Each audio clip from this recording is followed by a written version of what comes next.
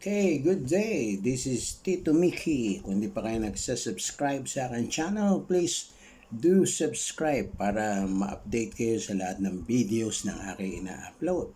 Okay, this is my 20th day of taking the product called RegenStem. This is it, RegenStem, na according sa seller, sa mga some of the local celebrities, ini-endorse nila to na this is good for the health, lalo na sa may mga health issues. Paggamit naman nito ay drops lang naman. This is my second bottle, no? Ubos na yung una kasi drops lang naman ito. Okay, this is my 20th day of taking or using this product, RegenStem, November 20, 2024.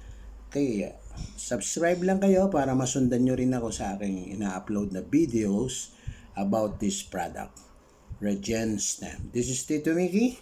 Please subscribe and pati yung bell, no?